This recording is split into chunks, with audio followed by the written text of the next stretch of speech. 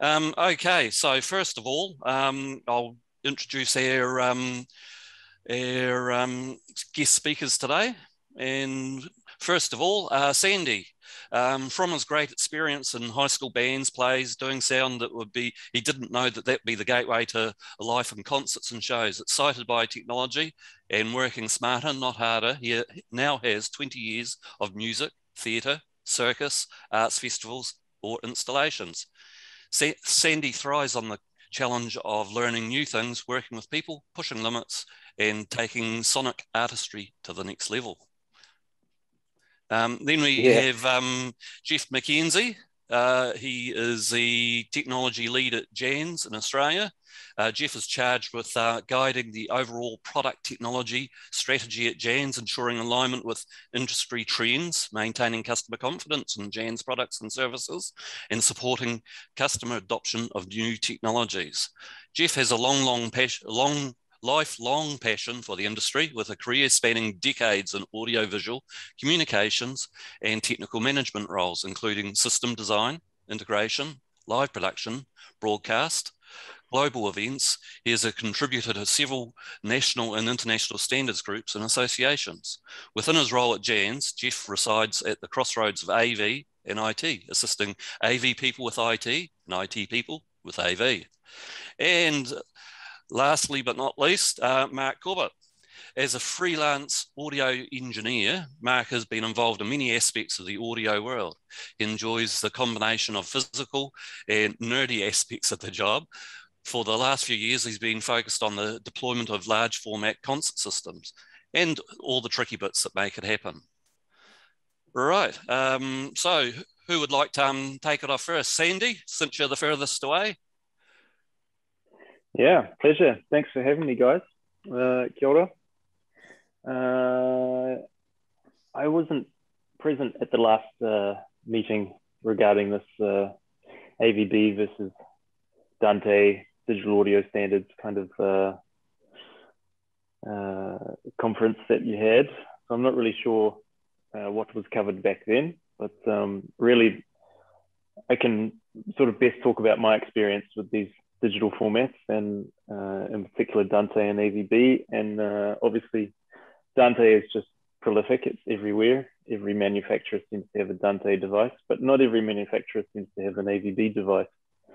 I use AVB quite a lot, particularly in large format concert system distribution. Predominantly I use a lot of Maya Sound equipment, and yeah, they are very strong on the AVB Milan. We'll run the complete signal distribution. Will enter a AVB box and spit it out the other end and straight into the amplifiers and the speakers. So it's a very useful tool that has stopped me from pulling lots and lots of copper everywhere. And it's really nice just to run a couple of optic fiber around in a ring and, you know, have it redundant and fail safe and fast and easy. I think that's probably what I really like the most about AVB, is it's so convenient to use. Dante can also be really easy to use in small situations and small setups, but as soon as you start to get some complexity with your networking, then you need to really know what you're doing with networks to make it happen. In my experience, anyway, it's not quite always as plug and play. And so I guess for me, some of the big differences between those two are, I guess the marketing for Dante has really dominated. They've done really well, and that's probably where AVB falls down, is there's not a lot of marketing. But if you look at the top sort of maybe 4 manufacturers in the world, they're all a part of the AV&U Alliance, which is the organization, I guess, behind Milan, which is the standard that's built on top of AVB. And yeah, and a lot of other manufacturers too, Avid, etc. So there's the sort of the top layer of companies are really have backed AVB being an open standard versus a closed, owned by a company, proprietary turnkey solution. Downfall of AVB is you have to have particular hardware to read those packets of data and spit them out where they need to go. With Dante, you can pretty much use anything. You know, so pros and cons for everything. Has much changed in the last 3 years? I think AVB has, there are more devices now with AVB, but there are just many times more devices with Dante. So I think if anything, it's just that the popularity of digital networking or audio over digital networks is just skyrocketed. That's me in a nutshell. Excellent. Right. Did we move on to Australia? Oh, kia ora. Come on, West Island. Good morning, everyone. This seminar, as I understood, it's a follow-up from one that one of my colleagues, Scott Harrison, did 3 years ago, which was really a AVB TSN Milan overview. So I do have a bit of a slide, which I'll jump into where we can do what's changed since then. But I do want to make a couple of quick comments because this is a conversation we have a lot. I have a lot personally. And the dialogue's changed a little bit over the time, right? Not that long ago, we used to be talking about, should we use digital audio networks, you know? And I think we pretty all agree now that we don't have that conversation anymore now. They're everywhere, right?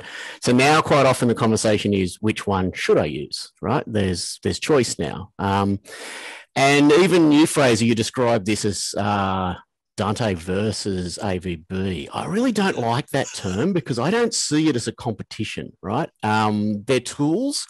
And to me, it's almost flipped the other way around. I haven't met too many people, like I live in the design space a lot, that come to me and go, I'm building a convention center. I want to build a Dante network, and then I'm going to hang some audio stuff off it, right? The conversation usually goes the other way around. We're building a big audio network. These are the things I'm going to use, and I need something to glue them together. And that'll kind of dictate which network we use. So it's almost to me like we're saying, I'm shopping for a car. It has to run on 15-inch wheels with this tread pattern. What do you got, right? It's the other way around. So anyway, enough of that rant. We are fast seeing the different network topologies just being dictated by the manufacturers. And as Sandy said, and I've got a slide that shows it, the Dante camp is way bigger currently and not showing any signs of slowing down. The Milan camp is certainly gathering momentum, but it is, and for good reasons, but it is very much focused on live production. So you've got members like Avid, D&B, L Acoustics, Maya in there. But as soon as you get out of that live focus into sort of broadcast or corporate, they're not there, right? So, and again, it's sort of, so it depends where you are, what sort of equipment you're trying to glue together, which is, I guess really what I'm trying to say is probably a better title, working title is, what is the most applicable network I should use in my scenario versus, you know, is one versus the other. Conscious Matt hasn't said anything yet. So maybe, Matt, if you want to have a, you know, your quick summary, and then maybe I could jump into this PowerPoint if that's a good way to run it, or if there's any Q&A or whatever. Yep. So when I was asked to be on this panel, I kind of professed to not be an expert in any of this, and that seemed okay. But I can only really speak from my experiences doing fairly closed systems, like Sandy said, and doing, you know, live setups and being able to route things everywhere. Yeah, you know, it's really, both systems are very good. I've mainly used the Dante system, and we're using it in a very closed environment. You know, we're not trying to send massive amounts of data alongside the audio packets. where so we have the ability to control a lot of how we deal with that stuff. I really like what you said, Jeff. Ever since I got asked to do this, and it was kind of focused on AVB versus Dante, that's really grated me, because we should, as technicians, it shouldn't be a versus. It's like you said, it's what's the most applicable for the situation. My limited understanding of AVB is it's arguably a better protocol for many reasons. The fact that it uses specific hardware for dealing with its packets kind of limits in my opinion,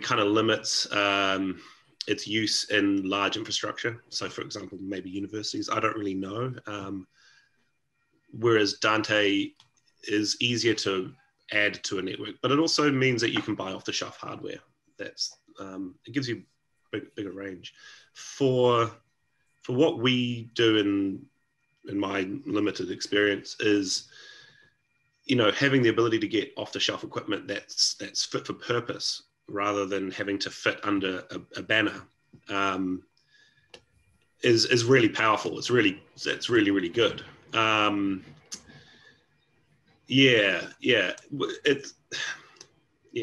So I think in terms of having a conversation around which is better, I think that's the wrong way of going about it. It's, like you said, it's what's fit for purpose. Are you building a new system? Have you got a closed system? And in terms of what you said, Jeff, about, having the conversation around digital audio versus other ways of doing it.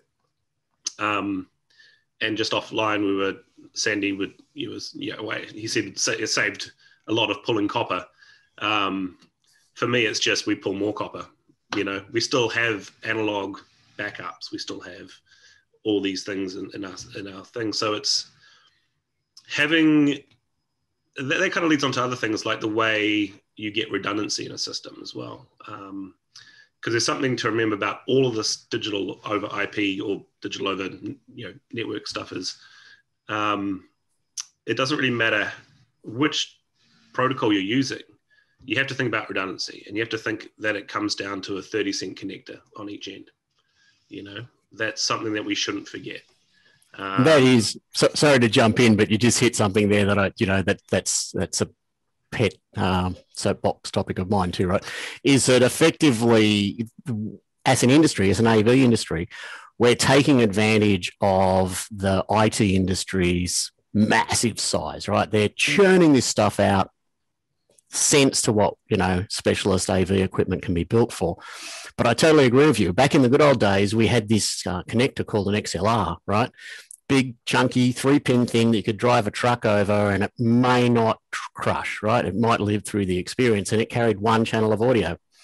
Now we put 500 channels down a cat cable with a flimsy plastic connector where the clip will break off if you look at it the wrong way, So, yeah, you do look at that sometimes and go, what happened here?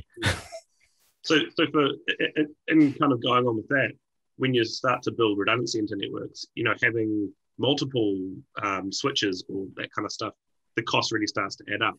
And actually, like you said, we're piggybacking off the back of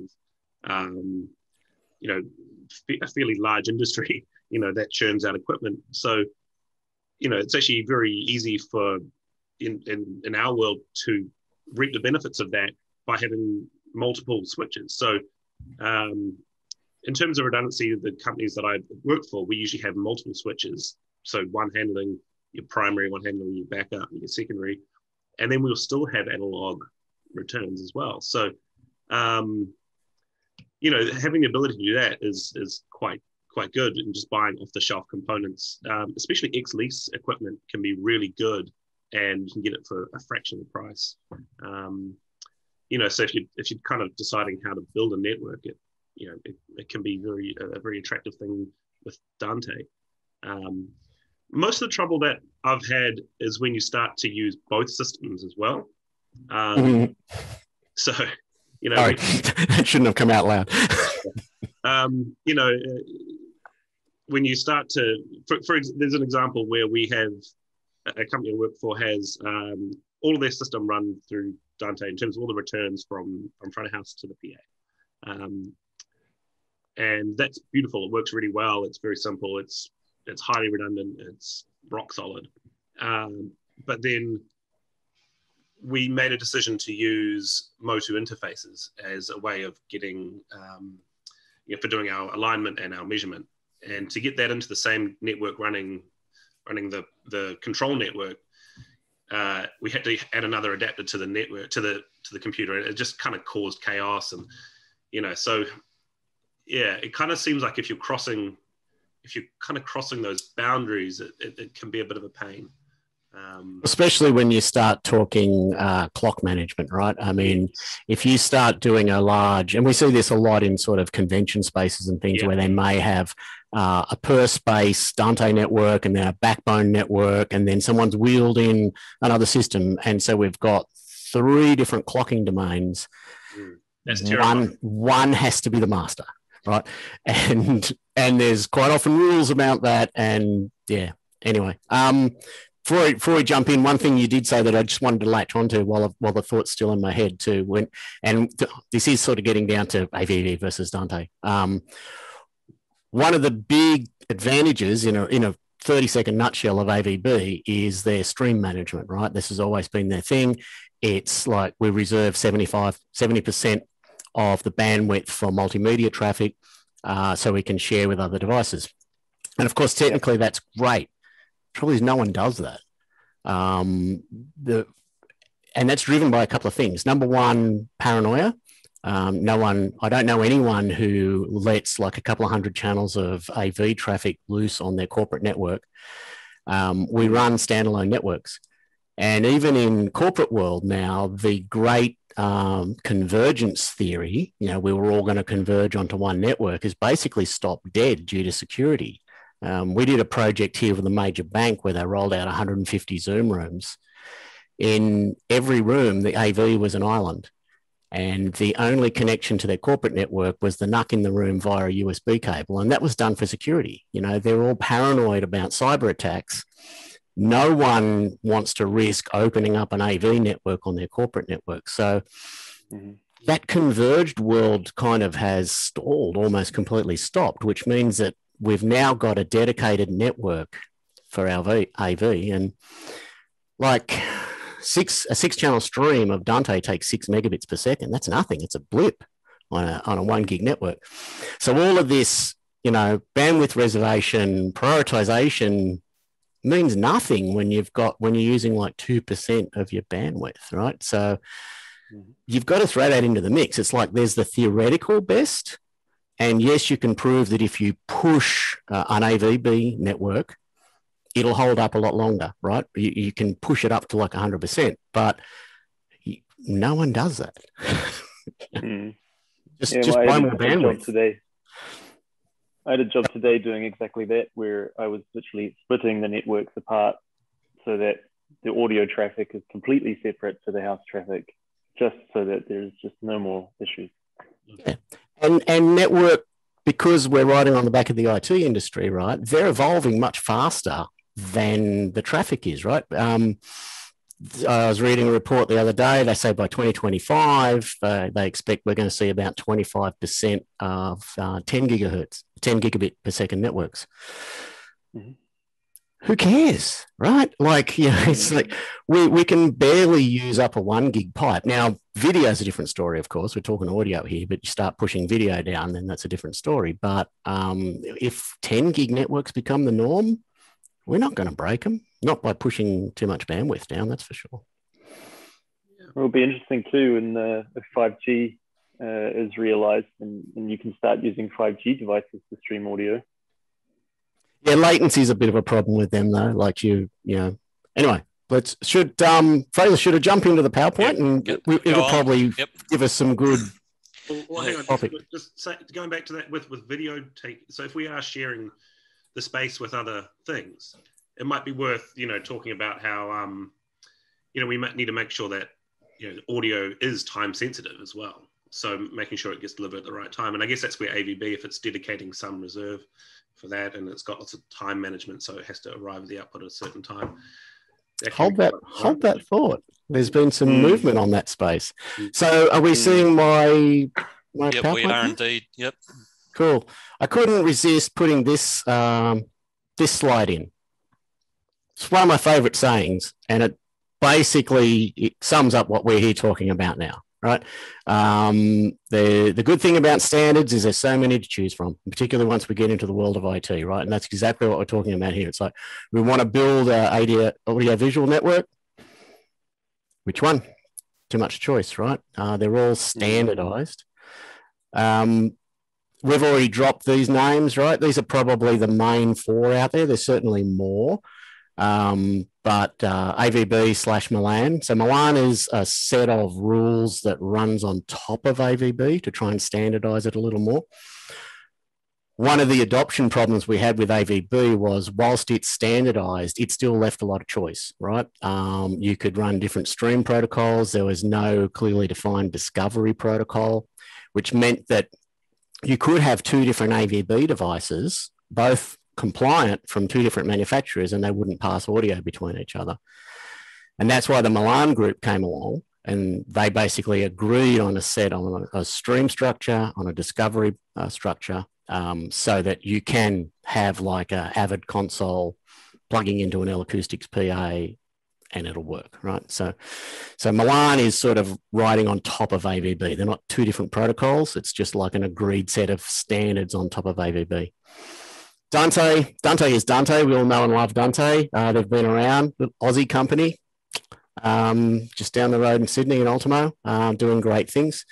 And AES 67, we hear a lot of people talking about too, but AES 67 is more intended as a interoperability protocol. It was never really intended to be a standalone network. I mean, you can do it that way, but its real intent was exactly like we were talking about before. We've got maybe a house network that's running Dante, and someone's brought in a portable system running Milan, and we can exchange information between the two via AES 67. But you do lose detail in doing that, which is probably too much to go into here, but we can do that if we get time. So if we're talking about, if we're using the popular vote as to who's winning, if we're calling it a race, I think it's pretty clear. So this data is from 2021. The numbers are actually a little bit higher now. This was a report done by a US consultancy firm. So Dante, there's well over 3,000 products out there. I mean, that's models, not things. And they've recently just exceeded 500 manufacturers on board. So as we were saying before, it's like, what's the most applicable network? If you're building something where prime concern is I want to be able to have as many things connect as possible, I've got people coming in and out, so interoperability is your main thing, then I think Dante would be your best choice, right? Whereas Milan is very much, as we said before, focused on the live audio market, and they're all about ease of discovery, being able to just have like an Avid console and a D&B rig or a Maya rig and discover each other and pass audio. If you live in that world, then there's some really good advantages to running with Milan. But it is limited in channel capacity. It's, you can't put like 500 channels of Milan audio on a network, not easily anyway.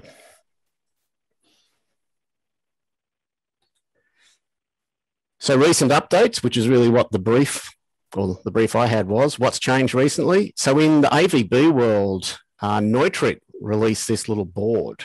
I haven't seen any products come out with it yet, but this could be quite interesting to watch, because this is basically how Audinate, who are the company that do Dante, got such a good foothold. They produced interface boards for OEM manufacturers. So if you want to make your own product, you buy their board, you screw it in, and they take care of all the network handshaking, transfer, discovery for you. And the beauty of that is that's why Dante works so well, right? A lot of people say, oh, it just works, right? I've got a brand A thing and a brand B thing and they just work. Well, the reason is, whilst they're different chassis, internally there's an ordinate circuit board talking to an ordinate circuit board, so no wonder they don't just work, right? So this opens up the possibility for the same in the world of AVB and Milan, this Neutrik board. So good space to watch. Like I say, I haven't seen any products come out with it yet, but maybe over the next year or so, we might start to see that Milan AVB adoption accelerate as OEMs come on board with this. It's only a 2x2, but, you know. So is that start. PCB small enough to fit inside an XLR connector? Not quite. No, it's not. I don't think we're going to get quite to these guys, right? But, you know, little powered speakers and things like that, you could well see, you know, a powered speaker, monitor wedges, just with Milan straight on board. Cool. In the world of Milan, this is straight off their website the other night. So this is the offering, right? So as you can see, it's not a huge club, but there's some good pedigree in that club, right? So they're definitely in that high-end live audio market, right?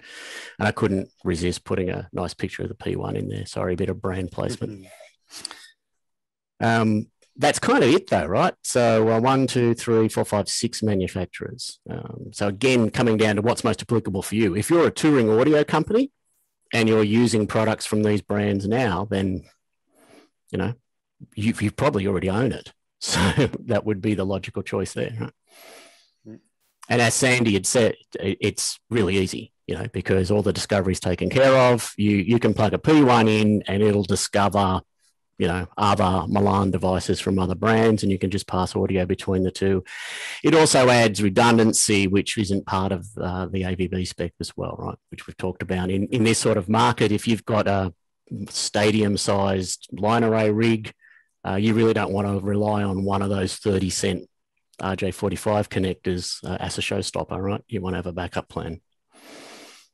Well, you're probably running optical, to be fair. Yeah, if you're running a long distance, although usually once in the back of the racks and things like that, it'll all be cat cable again, right? And the LA12s and all them, they only have one AVB connector. There's no redundancy there.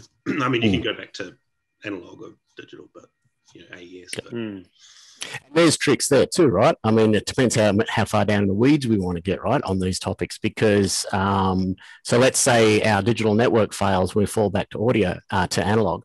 There's a latency change there, right?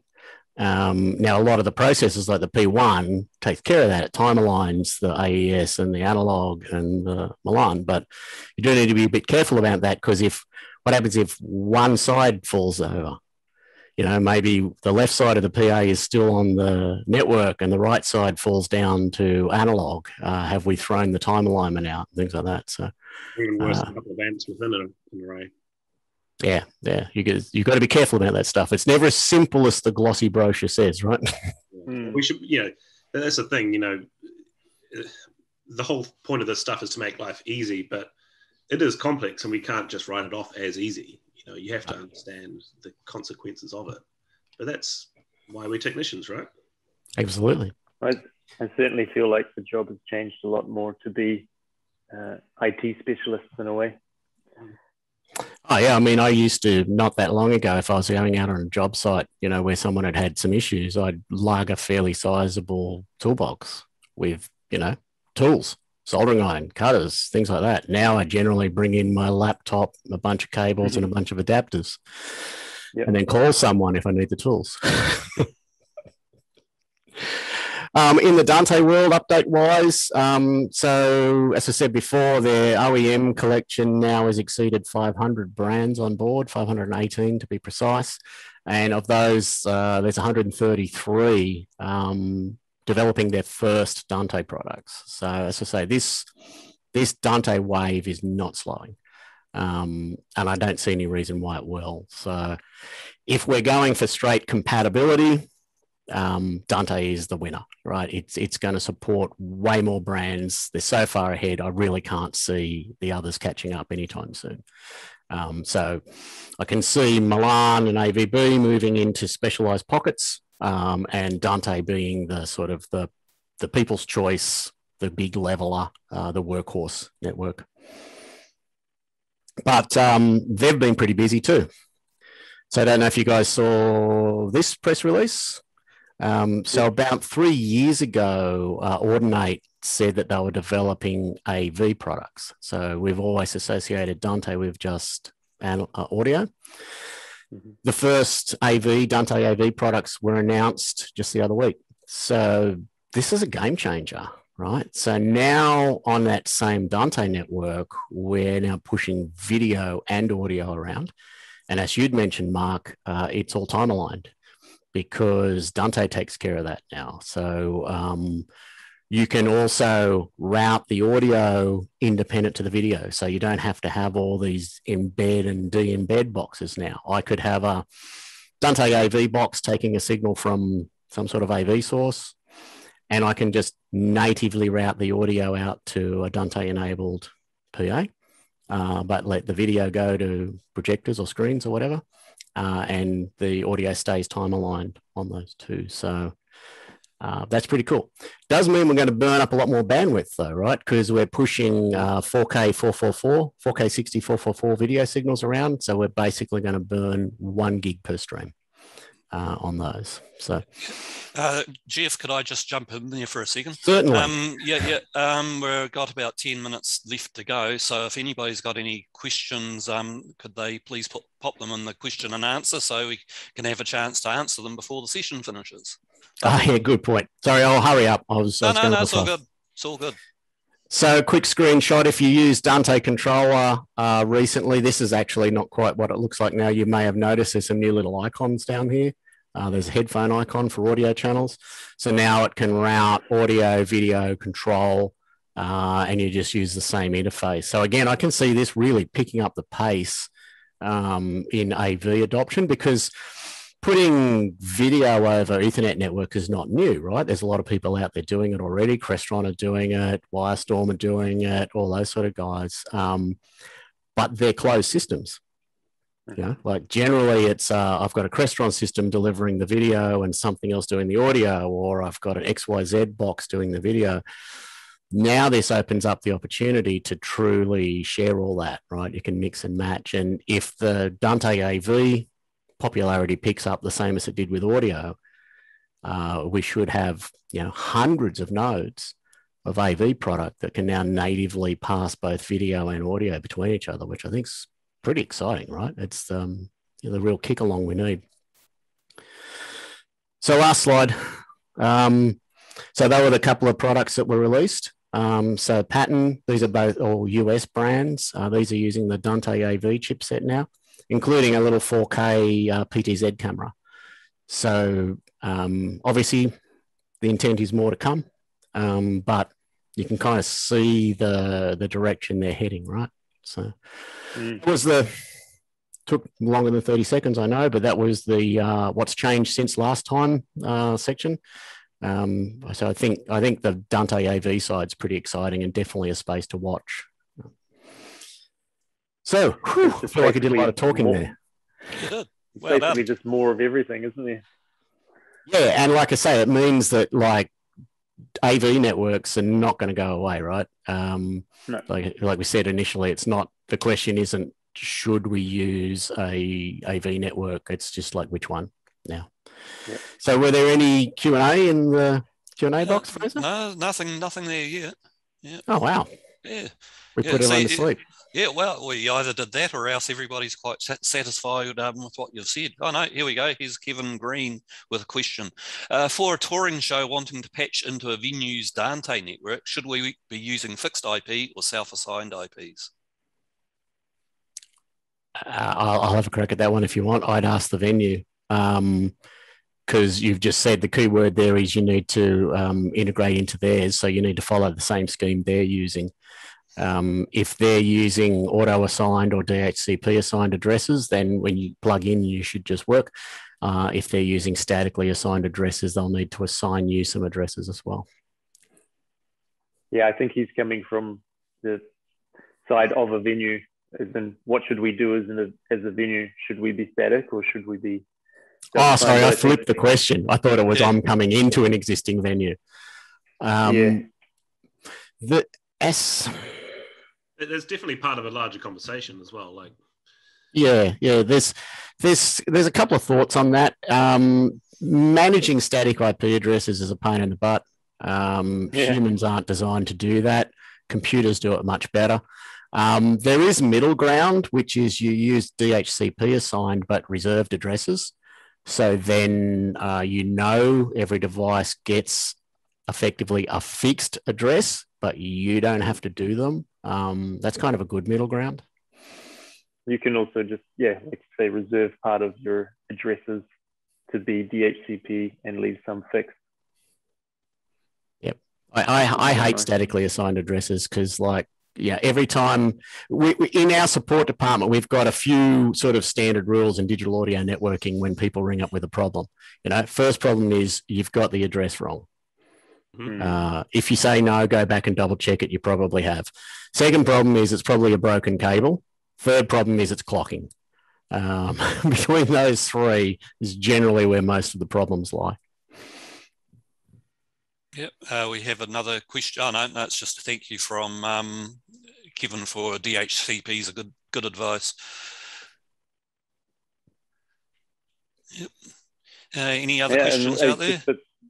It's one of the nice things about Dante is even if you don't have a DHCP server, they'll find themselves regardless. So it really does make it simple. Yeah, we have another question here from Tim Robertson. How are you guys managing your networks from a security standpoint, domain manager type solutions, etc.? Who wants to jump in on that one? They're just isolated. Yeah, I mean, in our world, it's closed. Like you'd have to get physical access to the plug, and to do that, you'd have to go through me, probably. Human security.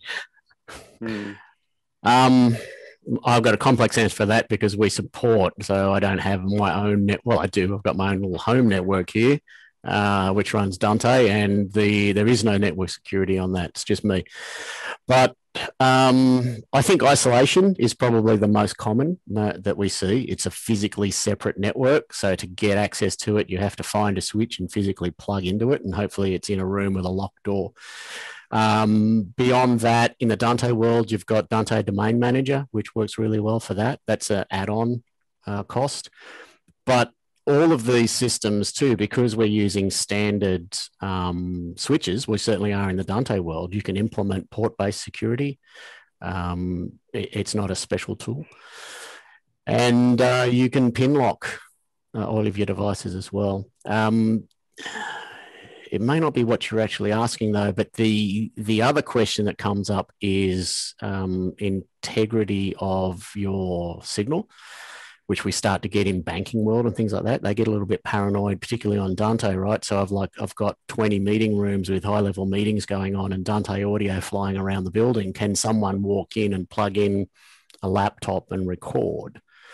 So even apart from port security, some products are also now offering encryption on the data stream. So even if someone does manage to intercept your data, they can't decode it. So depending on the world you're in, there's a couple of different options.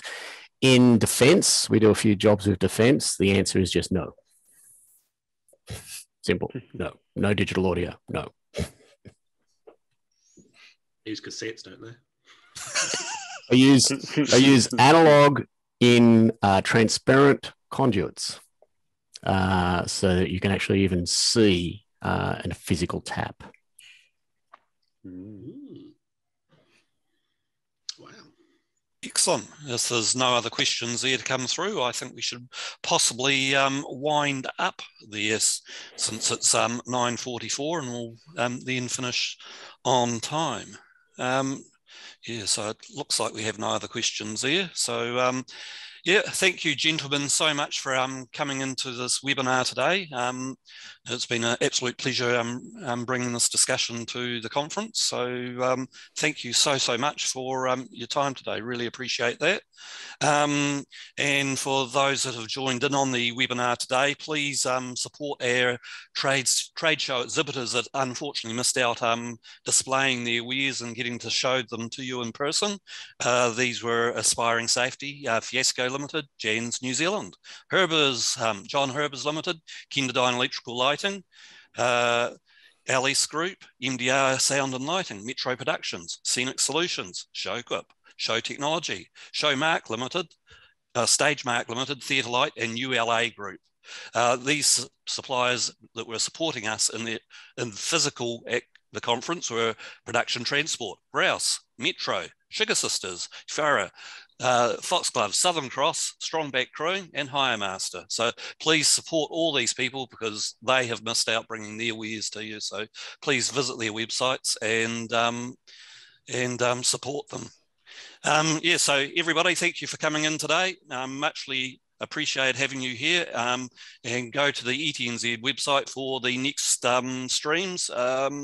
For those that are not on the website currently, 10:30 to 11, we have Fall Protection in the entertainment industry in Stream A, and 9:45 to 10:30, incorporating streaming and zooming on Stream B, and the lobby is open all day. Alrighty. I better go to that one now. Yep. Thank you, Jeff. Thanks. See you guys. Everybody, bye. Have a lovely day. Bye. Thanks, everyone. Cool. Good to see you, Sandy. Yeah, dude. That was funny. So,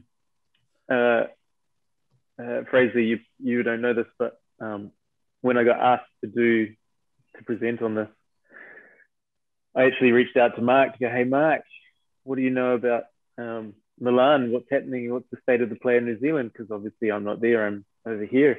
Yeah. And I said, look, I'm sort of kind of been asked to represent the AVB side of things because Phil knew that I use it a lot.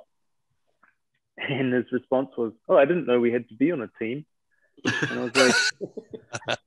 was like, that's the weirdest response ever. I did not understand what's happening because at that stage I didn't know he was involved. So that just really made me giggle. Yeah. It was awesome. Excellent. No, thank you so much for your time today, guys. It's good. Yeah, I learned a lot from you. Yeah. Yeah. I mean, my world is quite closed.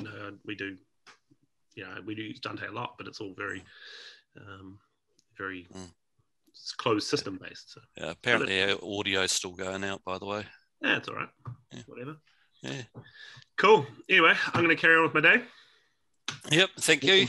Yep. Thank you, Sandy. Nice to meet you. Guys. Yep. Likewise. Cheers.